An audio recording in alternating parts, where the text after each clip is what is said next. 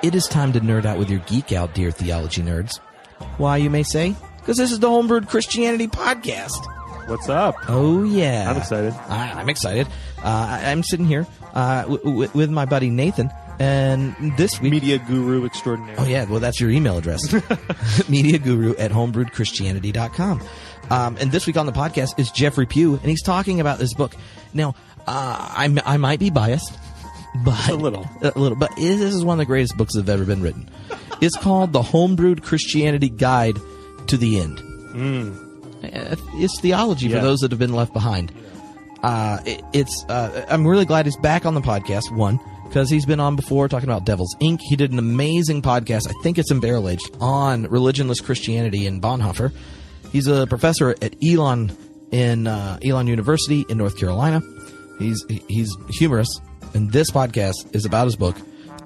Does he do the voice? His character? Oh, you'll have to find out. You have to listen, and so just know that this is going to be a very, very zesty treat. If you've wondered where in the world dispensationalism came from, chart chasing, Zionism, and all that kind of stuff, he tells the history.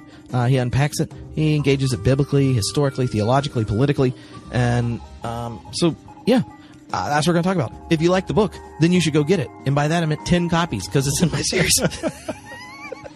Actually, if you want to get the entire Homebrewed series, all 10 books, you can go to homebrewedguides.com, and you can get all 10 books, including shipping, and like $500 worth of downloadable classes for $110. So like $11 a book, and that includes Christmas tons of coming up. So you can do that. You can also just get the book wherever amazing books are sold, and the like. So we're going to jump in. After the episode, we'll give you some updates on stuff going on in the next few months, including our giant trip to Germany this summer, spiritual pilgrimage. I cannot wait. Luther style. Theology Beer Camp in January, 19th to 21st. We'll be in Cincinnati in February, in North Carolina for Progressive Youth Ministry in March. And then there's a whole host of exciting things connected to the members of Homebrewed Christianity. We have special reading groups, discussion groups, events and such, and you can find out more about that right after this, or you can just join and support the podcast and get access to all sorts of fun stuff at homebrewedcommunity.com. All right? Are you ready to have a guide to the end? I am. I need a guide. All right. I can't think of a better guide. Well, here you go. Hello, Homebrewed Christianity listeners. This is Trip, and today on the podcast, it's your lucky day, because Jeffrey Pugh is here, and we're talking about his book, The Homebrewed Christianity Guide to the End. Boom shakalaka. That's right. So what's up, Jeff? Whoop, whoop. Well, the end is not yet, even though many people may think it is on the way. Well, before we talk about the book, I should just tell everyone, if for some reason you have not purchased this book, you should go get it, because it helps. It really helps me feel good about myself, and I know it makes Jeffrey feel good about himself. And we put a lot of work into the book series. Jeff wrote an amazing book. It required so little editing that I had to fit more jokes into the comments running through the book in the book, because he already had so many in it. And also, if you don't know, this book came out, and then the Homebrewed Christianity Guide to God came out, and Church History is about to come out. But if you want to order this book or get all 10, you can go to homebrewedguides.com. You can get all 10 of them, including shipping, and like 6 different online classes for $110. So every time one comes out, they get shipped. You order now, you'll get sent the first 3. And then every time the other 7 come out, you get it in the mail. So it's like $300 worth of online classes and 10 books for $110, and that includes shipping. So there you go. How do you feel about that pitch? I think it's awesome. It's like a theological education right there on your bookshelf, written in sassy theology. Oh yeah, which is what my wife's congregation calls it, sassy theology. There are worse things to get called. So yeah. So but here's a question. When a Fortress approached me about the book series, and I realized it was 10, and I was writing one of them, and that required to find 9 theologians who could write in a tone appropriate for Homebrewed Christianity, I knew you needed to be one of them. So I said to myself, look, Tony Jones, we want this to succeed. We need to get Jeffrey Pugh to the Fortress reception at the American Academy of Religion. And then after he's enjoyed the buffet and liquid excitement, then we talk to him. And if we have enough of the options available when we talk to him, we could probably get a yes. And he's like, all right, I trust you. We'll talk to him. So I want to know, was it my good looks? Or what was it that got you to say yes to writing the Homebrewed Christianity Guide to the End? It was the liquid refreshment. You're catching me in a weak moment. So, it was a long conference. I was tired, had the 2-beer buzz going. And then you guys kind of set me down and said, dude, we got all these things. And then you started listing some of and I wanted Jesus, but you'd already taken that one. Yeah, because I keep him in my heart. So it just flows right out. I get it. I understand. And so you start going through the other ones, like the church went, and the Holy Spirit, and I mean, as a former Pentecostal, I like the Spirit and everything, but I just don't want to write about it. And then you got to the end times, and I went, boom, shakalaka. That's my one. I want that one. And fortunately, nobody else had taken that. So I got to write about the end times.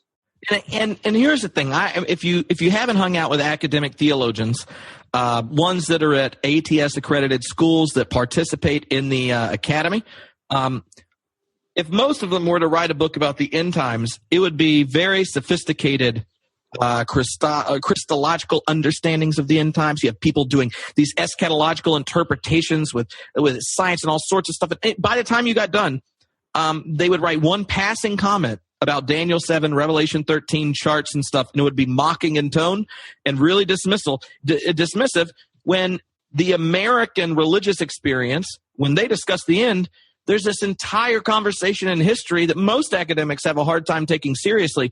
And what I love so much about the book is hearing about that story, its history, its theology, its development, because I've never understood it from the inside. But when you begin the story, it's not just a topic for you academically, it's part of your own narrative. Right. So when I was in college, I had a conversionary moment, one of many in life, but at the time I thought it was singular. And at that moment, when I was a sophomore in college, I had somebody put a copy of Hal Lindsey's Late Great Planet Earth in my hands. And that was like giving crack to a baby or matches in a crib, because baby's going to get high and probably baby may die.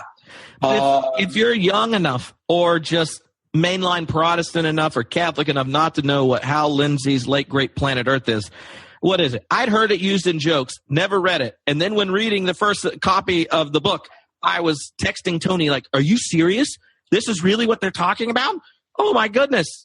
Yeah. Is it okay to cuss on your thing? It is. We've given fair warning. So if you're listening to this episode with your child and don't want them to get earthy, you can hit pause. But yeah. So Hal Lindsey, what's up with that? Trigger warning.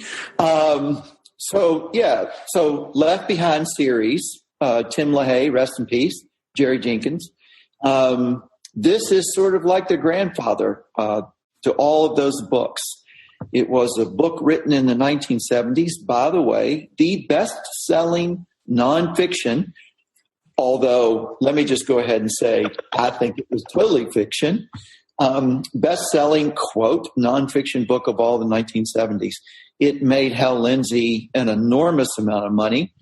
It was also incredibly dangerous and probably shaped the American mind for millions of people now living. In America alone, there are over 40 million people that believe in the rapture. This idea that Jesus is coming back to take his followers up into the heavens, and then we'll have a 7-year tribulation of horror and the Antichrist. And although, I could see it now, that this was going to be sort of like the blueprint for the end of the world. When Lindsey wrote the book back in the early 1970s, he said that 1988 would be the sort of outside date for all of these things that he was writing about to come to pass. Well, Hal Lindsey's never been right about anything. So he wasn't right about this.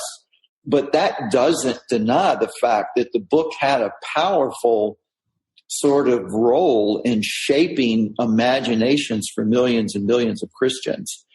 And it did mine. I'm 19 years old. I don't know shit from Shinola. Somebody puts a copy of this book in my hand. I'm reading this going, wow, this is freaking, nobody ever told me about this. And it's really heady stuff, right? To be reading a book of end time prophecy and think that you actually have a window to a world that few people that have. So as I read this book, I was, and I was surrounded by people who had put it into my hands, and they had also bought into the narrative, the story. So once again, 19, don't know anything, and new to this whole religion, faith thing.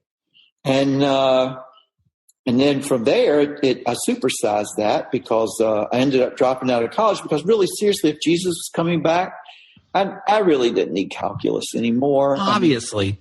There's a lot of reasons not to need calculus. So for people are listening to this and going, and this man ends up a theological ethics professor at a prestigious liberal arts school, no longer drawing charts for your students and correlating animal fantasies in the Bible and stuff for getting people to get ready for God before God comes and kicks butt and stuff. Like, well, what would be the way you describe the piety or shape of life, or what was persuasive about that community interpretation, the stuff around the ideas that made those beliefs so attractive? Because I know as an academic and a lot of mainline Protestants that hear about this stuff go like, are we reading the same Bible? Why would you want to do that? Don't you realize you make God sound like a jerk? Jesus is pretty nice. You should think God might be there. Like, what was it other than the ideas that made that form of life so persuasive to many?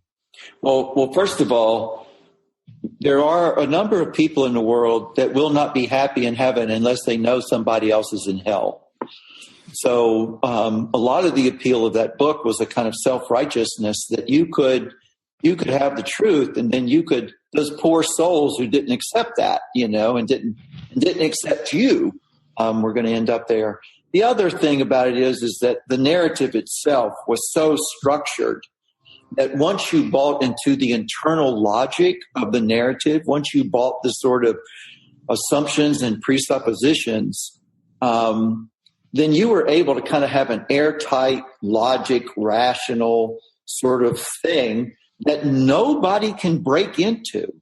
And so you had your answers. I mean, it's pretty much like Christianity itself. There is that variant of Christianity that sort of operates on the fact that you know the absolute, and you have that. So doubt doesn't really break into that. And if you don't go to school, for instance, or if you don't take the time to sort of listen and educate yourself, then it's hard to actually break away from that because you internalize that. You construct your internal world around that. Your identity becomes wrapped up in it in some ways. And then all of a sudden reality is being created differently than it is for other people. One of the things that I thought you did a good job in the book doing is in unpacking that larger vision, you also kind of show how it's had an impact culturally, politically, socially in places where you may not have had people, running around connecting Bible passages together like, like Rexella and on cable access and stuff. But I haven't heard of that. Oh, the Jack Van Impe show. Oh, Jack Van Impe is Rexella is the sidekick in Jack Van Impe show. I know it because in college at a small Baptist school in North Carolina, we played games while viewing Jack Van Impe. I would guess that they were not intended to be the way you received that genre of biblical interpretation, the games we came up with. You were playing drinking games, weren't you? Oh, what? No, I was at a Baptist school, and it was underage, so I don't want to. Yeah, sure, go ahead. And I didn't want to ruin my witness, So nobody believes you. For you, like, what were the elements that first made you think that your experience or encounter with God and Christ did not necessitate a kind of Zionist foreign policy, rejecting environmental crisis, all kinds of stuff that kind of came along with it? Yeah, I hate to do this, but I have to go back a little bit. Once I left school, I ended up in a group called the Children of God, which back in the late 60s, early 70s was part of the great American cult scare. So, and they had they were apocalypticism on steroids. They were out of their minds and saying, hello. So what happened then was that I ended up leaving them after 4 months, June, July, August, 3 months, and went to live in a Christian community in upstate New York called the Love Inn. That's a whole nother story. But and just tried to actually recover from what I felt like was kind of a psychic damage that they had done. And I just pretty much said, if this is what all this business is, I don't care for it anymore. But I didn't at that particular moment reject the Christian Zionist sort of tent on this. I didn't understand. It was when I actually went back to college and started taking classes in theology, history, things like this, that I started getting a clearer picture of how this whole mindset of dispensationalism was created, and how it ended up flowing into the writing of the fundamentals in 1910 to sort of create a particular distinct form of American evangelicalism and American apocalypse.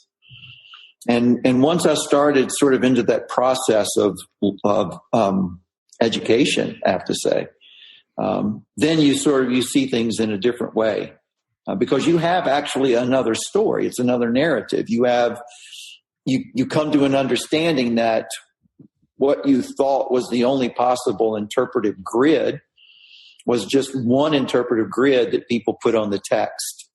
And the text can reveal as many interpretive grids as there are people, which is part of the problem.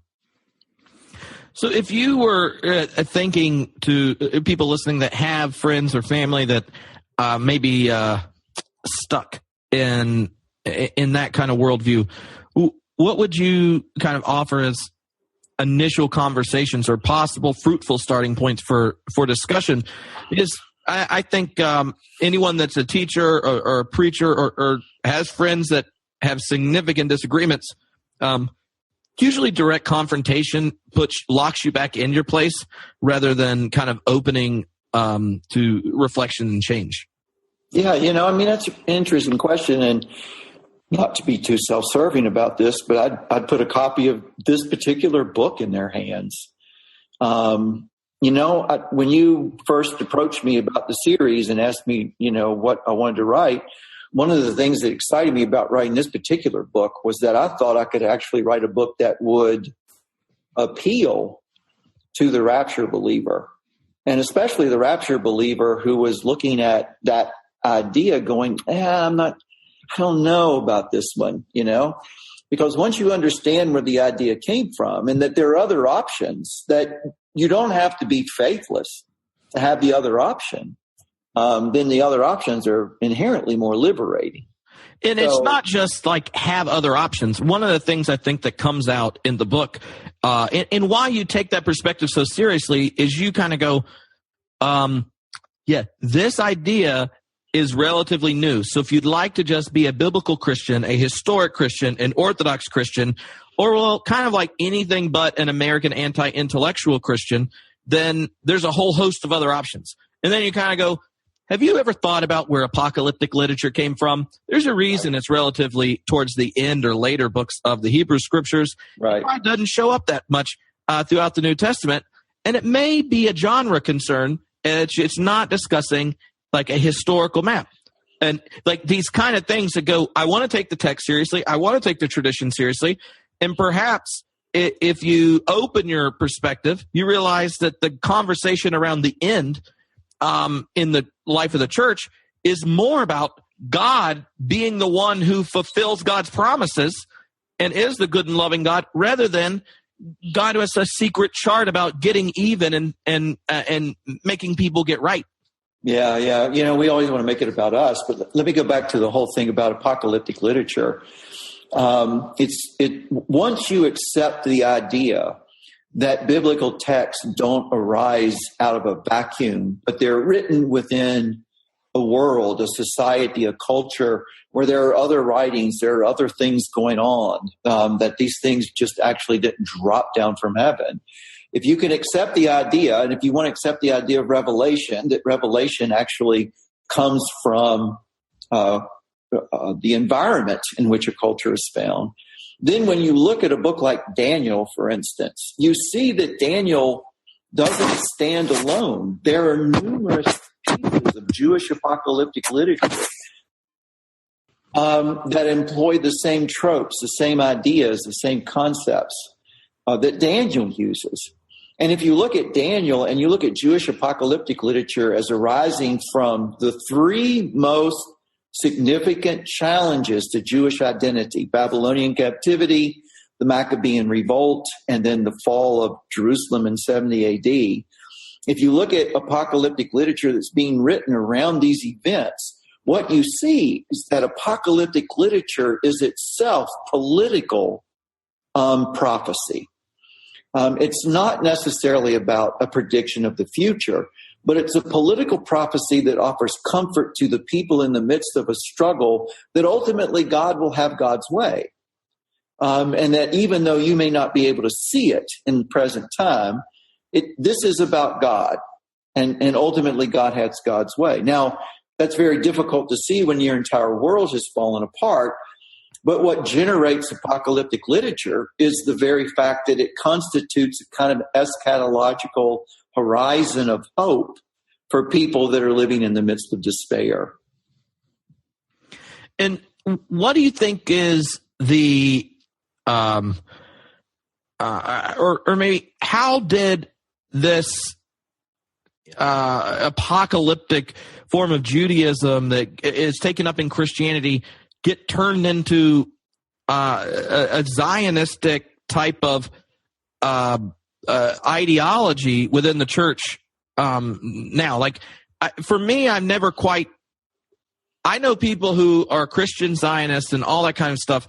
I've just never understood how it got so deep in the DNA of American Christianity, because what Jesus was not too hip on any of the nations he encountered, or any political power that was more violent than others. Like, it's never made sense to me. Right. But I do know that if you say the wrong thing in front of the wrong people, they immediately get really upset. Like, thinking that Palestinians might be treated poorly and that Jesus might treat his neighbor differently, maybe even if they're Samaritans or Palestinians, is immediately offensive. And there's some place that comes from that's in reading your book, it started to make more sense. Yeah. So, well, first of all, I want to just go ahead and say that if you look at Revelation as maybe one of the last great Jewish apocalyptic texts, and not Christian, you could sort of see the line running through all of those texts does have something to do with Israel. Now, that said, what you're talking about is the theological innovation that began in the mid-19th century with John Nelson Darby and the Plymouth Brethren that became known as Dispensationalism. And if I can just take a couple of minutes here, John Nelson Darby came to an understanding of the biblical text that sort of periodized or made periods of history, what he called dispensations, where certain things happened. And then he took a kind of very creative and innovative understanding and slipped that over the text to interpret the Bible. He was and part of this is what is Israel's role in the end times. So, for instance, one of the things that he comes out with is this notion where he interprets Daniel as saying that, in the book of Daniel, there's this prophecy of the last week of the 70 weeks, that 69 weeks will happen, and then there'll be one last week. And he calls this the 7-year tribulation. He builds this scheme where all of these ideas about the temple being rebuilt and the Antichrist and the 3.5 years into the tribulation, the Antichrist will, desecrate the temple and stuff. He reads into biblical text these ideas that are found nowhere in the text themselves, but he reads them in. Well, here's the sort of the seductiveness of that is if writers following him back in the 1800s were saying that Israel will have to be a nation again, then you can imagine what 1947-48 looked like when all of a sudden, after the Holocaust, Israel comes back and is created as a nation sort of out of pure cloth. I mean, unfortunately, there were people living there at that moment. And then in the 1967 war, when Israel takes back over part of Jerusalem, you can sort of see where they see that as being a fulfillment of biblical history. So going back to Darby for just a minute, he was incredibly effective and innovative at putting a particular scheme on the Bible that many people bought into.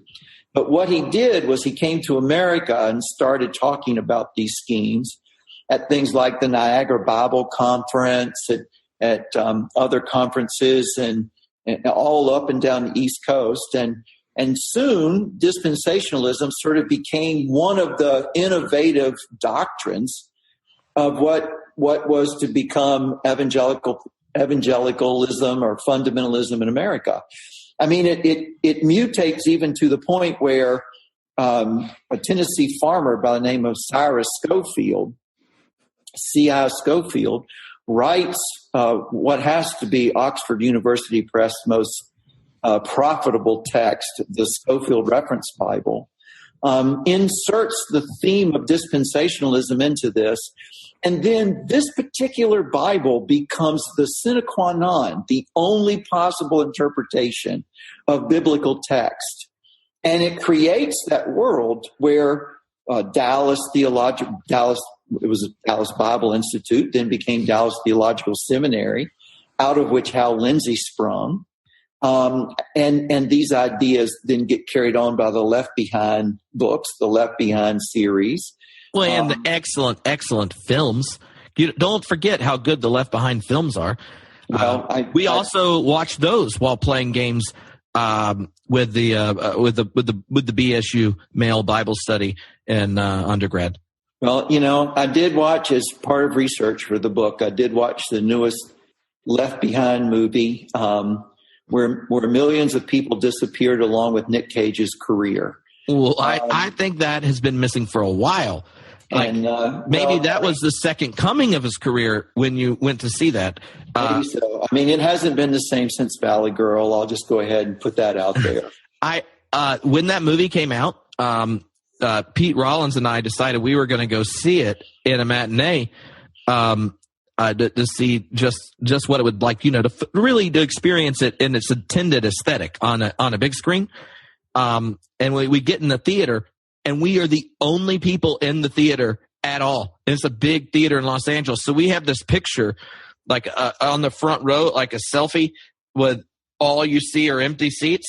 And I tweeted it. And some of the people that really listen to Homebrewed Christianity for the purpose of hating more progressive Christians, their commentary on Pete and I in a movie theater of Left Behind alone was eschatologically informed, but it did sting a bit. I don't think they were trying to edify edify us or eschatologically or scatologically. Well, so it depends on your current makeup, but they bleed over into each other. Anyway, let me go back to so what happens is that this particular hermeneutic, this particular interpretive understanding occurs in the 1910s when the fundamentals are also being, written. And there is a kind of interweaving then in American society of fundamentalism, anti-modernity fundamentalism, evangelicalism, and this dispensational understanding of the text, of this sort of premillennial 7-year tribulation understanding of the biblical text. And that becomes, it's not just an interpretation for those millions of people. It is actually the only true interpretation, to the point where some people were reading Cyrus Schofield's notes as if they were Holy Scripture themselves.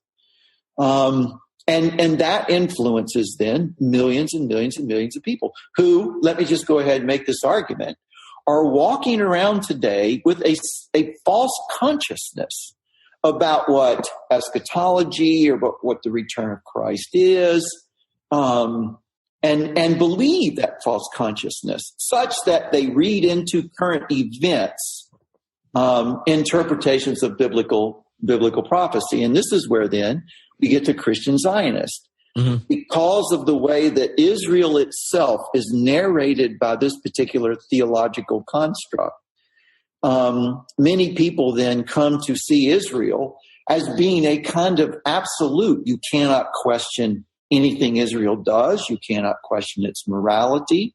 You cannot question the political, because Israel is the apple of God's eye, and Israel is very profound character in the end times theology. But now the way that Judaism gets narrated in this particular story, if I were Jewish, I would actually be very nervous, because there is a kind of underlying anti-Semitism here that says that in the end times, the Antichrist will make a covenant with the Jews, mm-hmm. except for those Jews who accept Jesus.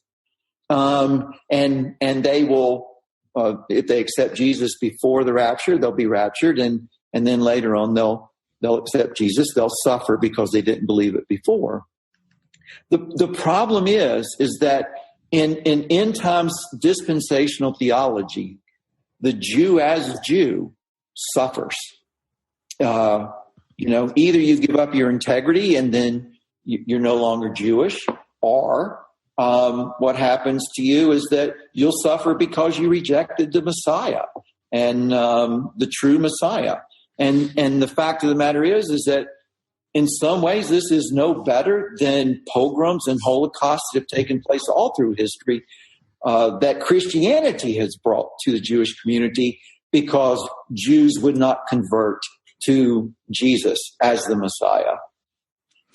So what do you make of the role of just a very flattened kind of hermeneutics? Like, if you think of the role, the fundamentals, and this kind of organized theological response to the advent of kind of evolutionary science, historical critical method of Scripture, and this type of thing, where the fundamentals are like, no, there is a real virgin conception. There's this kind of like, and we're going to believe it. If you don't believe it, it's a fundamental of Christianity, and you're wrong. So many of the fundamentals are connected to. They're protecting not Scripture or the tradition. They're protecting Scripture and the tradition received in this logic that's thoroughly instrumental. It's Enlightenment. It's thoroughly literal and flattened. And one of the challenges, I think, for more progressive Christians is to realize that, like, going to people whose the roots and their anxiety as Christians, that they're going to get defensive if you come at them using the very tools that occasion the fundamentals, right? Like, if you're like, yes, so this is called historical critical method, right? Yeah. Once you see those connections, I think we need to realize that engagement needs to occur by demonstrating the surplus of meaning and power in Scripture by engaging the very same text, but not in this flattened hermeneutical way, but as texts we treat as sacred to gain insights and meaning and purpose and to be challenged and disturbed by it because of its richness. And I think that one of the things your book does, and something I think a lot of progressive people today, post-election, are trying to figure out, is what it's like to engage people with very different assumptions, because you can discover that you live in very different universes. And I wonder if you have insights as to within the church, kind of how to cross those boundaries and not end up, just lobbing rocks and keeping everyone locked in their positions. Yeah, and first of all, let me just say I will go anywhere and I will talk to anyone who wants to engage these issues, because I think they're important, not just the political issues that you mentioned, but the theological issues. Because if you can get someone to sort of expand that view a little bit, then you might be able to move them to expand their view or their understanding of other things. So the other day I was teaching this Advent series now and using sort of themes from the book in a United Methodist Church. And one of the things I said, so one of the sort of the places that we come to that we have to start thinking or we can start thinking about is, do you see these texts as either prediction or comfort? Now, if you see them as prediction, is there a way that you could understand that they were written for people who were living in that situation, who were being comforted by these texts? Because these texts also offer us an eschatological horizon of hope, that the suffering that we're enduring is not the end. If you can sort of get people to entertain things like that, if you can, with your conversation partner, sit down and say, so do you think it's all literal, or do you think there's metaphor, that John isn't really talking about beast and horns and whores, but he's using metaphorical images, which are throughout the Bible. And if you get somebody, for instance, that starts to resist that, you can say, okay, so what does it mean when the psalmist says God is like a rock or like a shield? Or what does it mean when Jesus says this? And Jesus is obviously employing metaphorical language. Once you start to get people just to break out of the mind, the sort of consciousness that has sort of been enveloped within them, I think there are ways of doing that are not direct assaults on the integrity of the person, but can kind of just get them to think about. And maybe even you have a good pamphlet or literature or an article or something that you can give them. I know that I was right there in that whole fundamentalist mindset, back when I was 19. And it was the patience of somebody who was willing to enter into a relationship with me, that over time was able to, because I kept looking at them going, well, this is a wonderful person. It can't be that simple, right? I mean, if you, and going into what you said earlier, if we can start conversations with people who are getting ready to suffer greatly in our particular cultural situation, political situation, just your very presence and your willingness to put yourself in their lives and relate to them, that goes a long way, because you're not condescending. You're not buying into the narrative that they're fed, that the elites don't like you, those pointy-headed intellectuals don't care for you. I think that's important. And that's an important step. And nobody's going to listen to me, pointy-headed intellectual professor, say, dude, all of those apocalyptic things are a genre that was written for a specific moment, a specific time. But they might sit down and talk with me about, what's your story? What's your journey? How did you come to this understanding? And that's one of the reasons why, I'm not embarrassed about my fundamentalist or my Pentecostal background is that I think that's the place where some people are, and that when they recognize that you were there too, they'll talk to you, because they know you'll trust them. Well, when you're thinking of eschatology and in contemporary theology kind of outside of engaging this kind of more popular strand, what are some of the ideas, visions, or how would you introduce people to contemporary constructive theology around eschatology? Yeah, that's a good question. I guess one of the things I'd start with is just saying, look, throughout the entire excuse me, Christian scripture, what we have is a church that expects Jesus to return at any minute, the imminent return of Christ, and Jesus never does. So given the fact that that's not happened, how are we to look at eschatology? People like Moltmann talk about a theology of hope. And in that, he is, in some sense, trying to recover what eschatology looks like. One of the things that I keep going back to is that eschatology is about the end. But when we talk about the end, we're also talking about the telos, or the goal. Mm-hmm. And there's an aspect in which, in Christian faith with the cross and the resurrection, we're already looking at the end. We're looking at something toward which we are moving. And I know that's very difficult, maybe a little too abstract, but if we see the incarnation as the investment of God in time, mm-hmm. then we have a notion of what it is that we're supposed to be moving toward in a certain way in Jesus. So eschatology then becomes the future that is coming toward us, the Christ that is coming toward us to meet us, to suffer with us, to suffer in us. The world itself, if you wanted to take the incarnation seriously and go all process, the world itself as the sort of embodiment of the divine shows us or says to Christian faith that the movement of time and space is not meaningless. It is not directionless. It is not without purpose. Now, it's not maybe directional in the arrow that we're moving from consummation to the end. It may be more directional in the sense of the bush that grows and has a contact with a number of different realities, right? But the fact of the matter is that if God is the sort of the lure of the universe, to use Whitehead's phrase, then eschatology is our moving toward that future.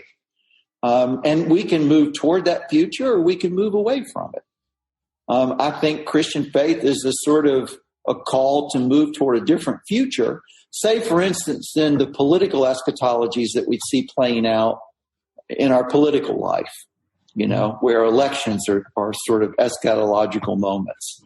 And then we think about the next election, and then we think about, there's a different kind of movement to a different kind of reality that while political is not rooted in the political. It's rooted more in something called hope. Well, that sounded trite and cliche-ish. Well, there are worse things to sound like. The town called Hope. Yeah. And I think the last thing that I wanted to make sure we talked a bit about is what kind of advice do you have for people that are serving in congregations who I think too often Christian ministers just don't engage around eschatology at all because of how ubiquitous these kind of premillennial dispensationalist Zionist type ideas are in congregations. Yeah. Like even in what you would think of as mainline Protestant denominations, or even I've talked to Catholic priests who try to avoid it because of how much it shows up. But when the church kind of disengages from educating and sharing the rich, diverse history of the church, then you let stuff like this grows that has really detrimental material consequences in our shared life. But if you're the minister inheriting that situation, it's your neck that gets stuck out when you raise it. Yeah, and at that point, the only thing that I can say is that just because I was the local minister for 5 years, we can't shy away from telling the truth. There are ways that we can tell it to sort of contextualize what it is that congregation may think or feel. Now, Christian Zionism is I think a particularly difficult, I want to say nut to crack, but maybe that's not the word I'm looking for, but it's a difficult piece because for people that are, how do I want to say this? Embedded within that particular structure, it's very difficult for them to read the biblical text in another trajectory. But if they are shown options, that they can still be people of faith and yet have other options that would allow them to be people of faith, that's a whole nother thing. One of the things I've always thought is, like, I remember the first time I had a long conversation with someone who was totally down with a rapture-ready Bible exegesis. If you hang out with someone that knows that stuff, and they know it just because they went to that church, you can't tell me that human beings that are just lay people can't learn quite a bit about exegesis and the scriptures, because I've met many people at this point who know scripture backwards and forwards through that theological lens. And every time they have someone that's uncomfortable, they're going to be well armed to engage an interlocutor. And so I think a lot of times churches and theologians don't recognize just how intelligent and gifted our lay people are at reading and thinking theologically. Yeah. And if we don't give them opportunities, then the, quote, smart person they encounter is going to be someone who is very educated. Even if their insights, are problematic or whatever, they very much, well, this passage connects to this, and then if you look in the Greek, it's this, and the next thing you know, the bear is Russia. But they definitely have spent time and invested in it. So why can't we do the same, but like maybe, I don't know, a not so horrible theology that's more generously and historically Christian? Oh, and that's where you give them options. I mean, at some point, you just have to show the historical sort of creations that come out of dispensationalism and John Nelson Darby and say, look, nobody thought this. Look, they may have thought about the return of Christ, but Luther and Calvin and Augustine and Aquinas and all, they didn't have that scheme. Were they, there's nothing about that scheme, for instance, that's in any of the creedal statements of the early Christian church, Apostles' Creed or Nicene Creed or anything like that.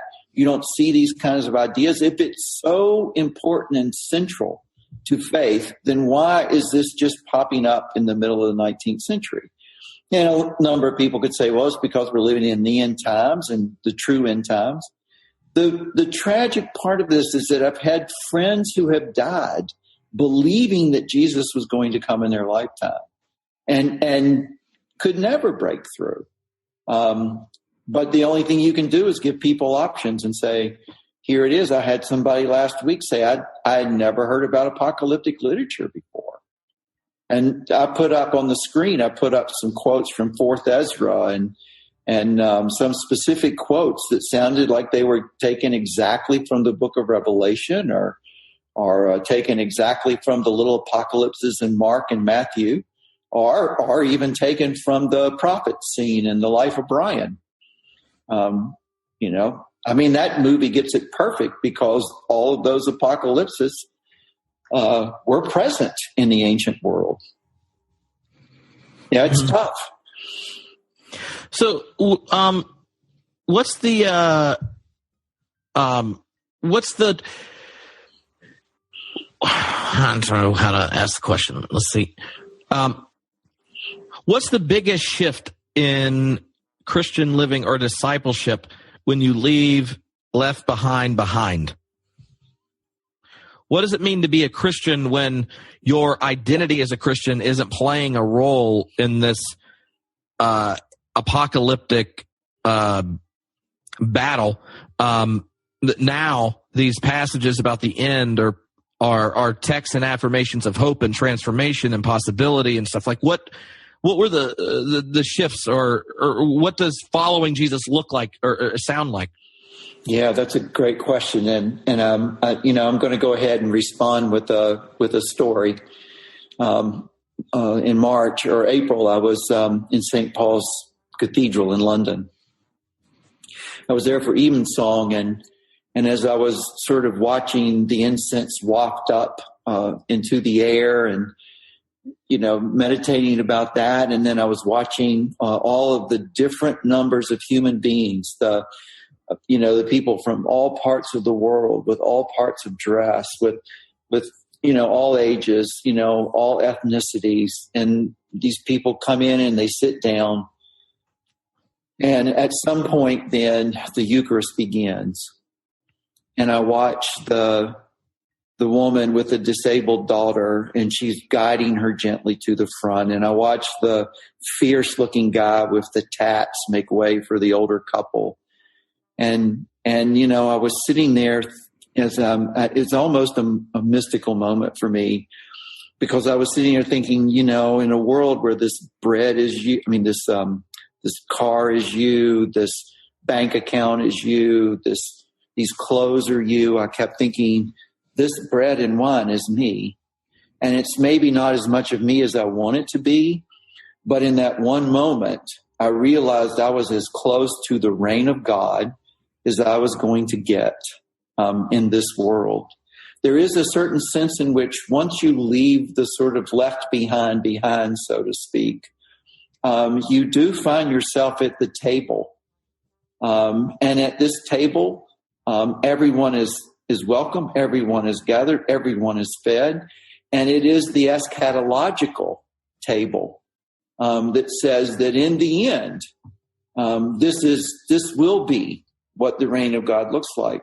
So now at that moment, we either decide, or we make a daily decision or every moment decision, that we manifest that eschatological presence of God in Christ throughout every moment of our lives.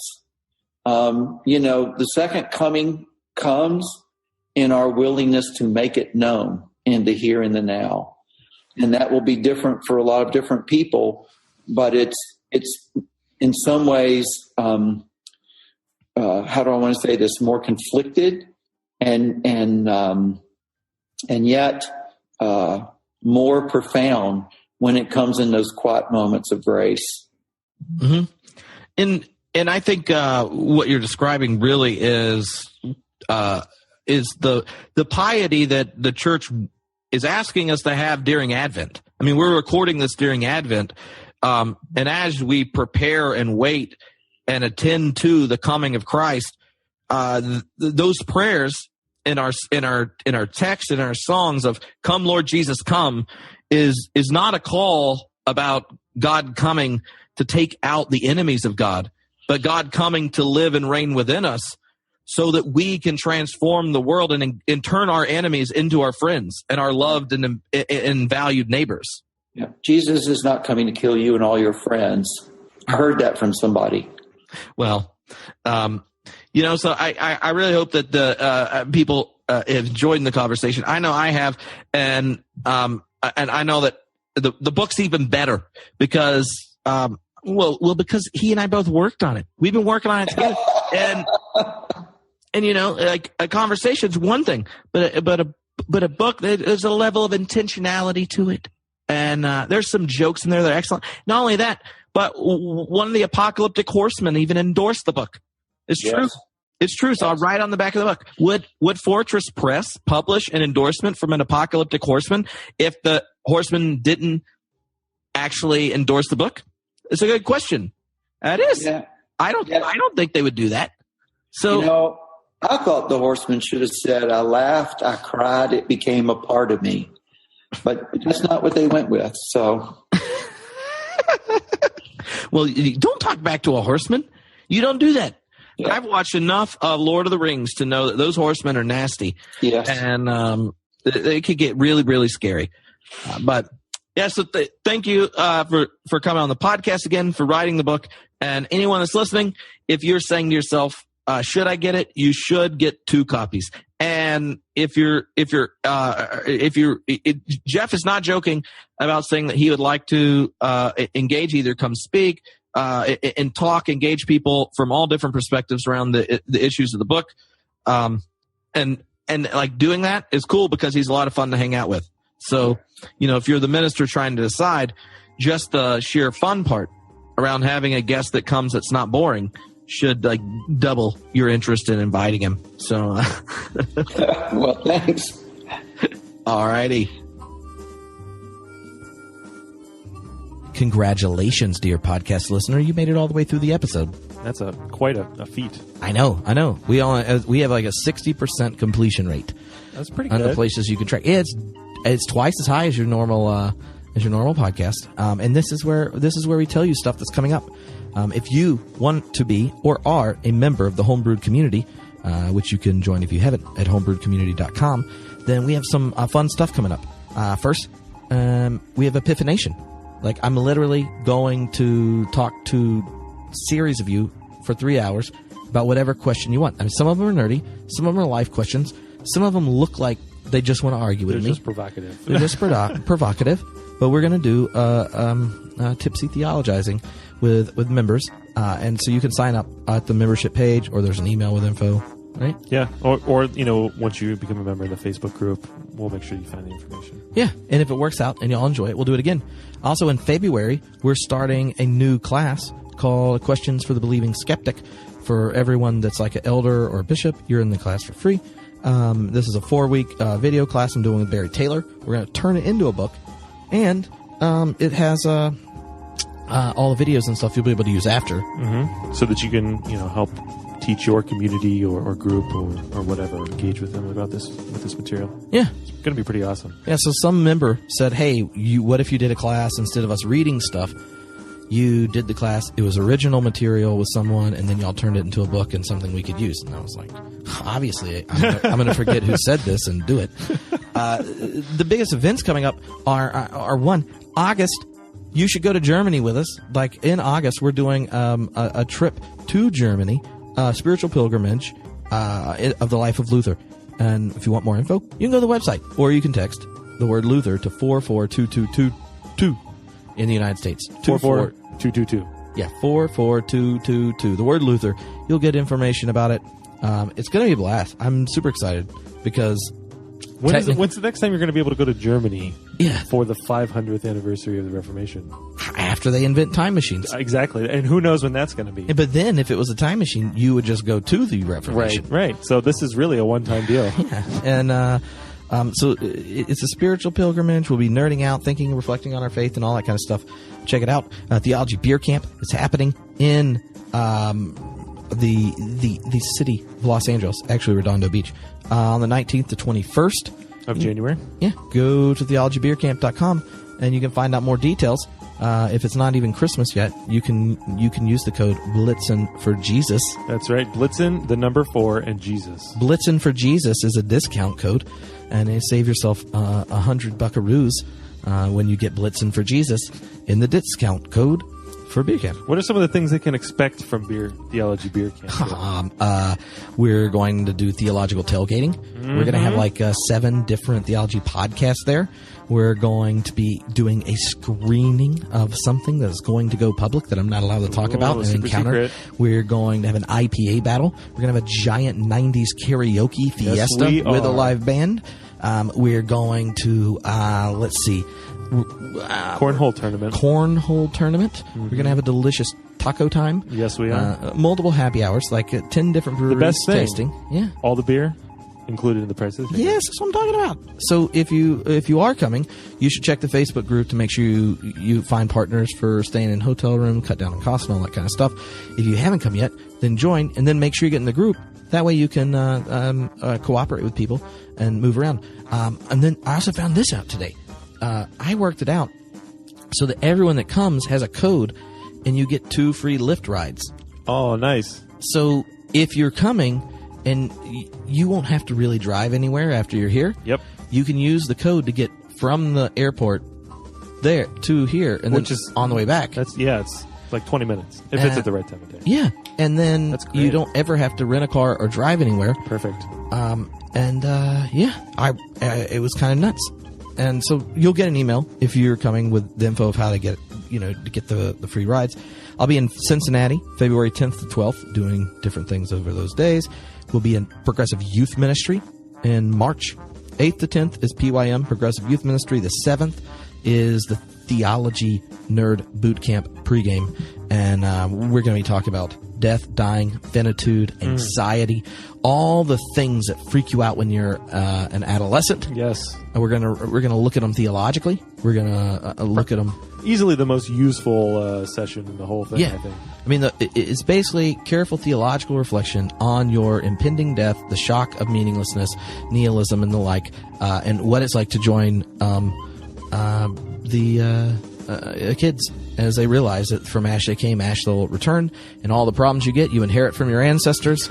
So it's going to be a blast. As big a blast as talking about something. But if you are a youth minister or someone that just is like thinking about death and dying, which there's nothing wrong with that. no, it's not. It's not. Then you can check that out. The last thing just to say is the third book in the Homebrewed series just came out, the Homebrewed Guide to God. So if you don't have it, you should get it. Homebrewed Christianity Guide to God. Everything you ever need to know about the Almighty. Eric Hall wrote it. It's hilarious. He's going to be at Theology Beer Camp. And in it, Get your book signed. yeah. And on top of all that, like you can help me pay off my student loans when you buy the book. Like, Be generous. yeah, buy 10 copies. You can go to homebrewedguides.com and get the whole series, or you can order the book there. Get it at Amazon. Leave nice reviews if you have it on Amazon, because it'll really help Eric feel better about himself. And thank you so much for listening and supporting the podcast. And people say all sorts of nice things all the time about it. But if you're trying to find me, like, I like to Twitter. The easiest way to find Trip is to Twitter. I am horrible at checking all the emails that I get. But at Trip Fuller on Twitter, easiest way to find me. Don't message me on Facebook. I hardly check those. And when I do, I find out I've ignored people I didn't want to ignore. So don't take that personal. But Twitter, like, every He's on it right now. yeah, I check He's Twitter. live tweeting this podcast. The outro Yeah. recording. Yeah. So the last thing I wanted to say is you can give them a hint, and then next time we'll be sending an email soon. But for people that might be interested in being a part of the photo project. Yeah, so this is a project that I've been developing over the last year, where church communities, faith communities are engaged with people with disabilities in their local community, and reaching out to them and providing a way for them to connect with the wider community. I found that most people with disabilities are kind of ignored or left out of most community events. So this was sort of a way of trying to bridge that gap and make them a little bit more visible for the community. So this is an art walk project. The group goes out, takes pictures in a park or architecture or something like that, and then we blow up the pictures and frame them and have a little pop-up gallery and invite everyone in the community to come. And it's been really fun, really successful. We've done a number of them in the LA area, so I'm going to have some information about how you can do something like that in your community and help spread the love. Yeah, so the idea is to get anyone that's interested in your faith community doing something like this. We're going to have a special series of interviews around theology and disability. Yep. Nathan has made all sorts of resources to help you do it. It's going to be so easy. Yeah, he's done all the hard work for you. He's done all the hard work, and this is an issue the church doesn't do a great job dealing with. So if it's something you've thought about dealing with in your congregation, then either you take up the leadership or talk to the ministers and stuff, and then Nathan wants to help you do it because it's important for him, for his actual graduate school program, to test out doing these things if he's not there running it. So you'll get all the resources. He'll talk to you before and after it on video, and even help you use the content that the participants make to best share it and provoke conversation in the community and things. So not doing it is a poor life decision. Absolutely, you should totally do it. Yeah, that was the hard sell. So anyway, you'll get more info soon. Just want to put it out there, and also, like, if it's something you're already interested in, then holler at us. You can find Nathan on the interwebs too. Yeah, Nathan loves tree on Twitter. Yeah, I ran out of characters, so it couldn't be trees. Well, it's one single tree. It's a single tree. Nathan loves tree. It's actually Treebeard. I'm not a tree, I'm an int. Anyway, peace out.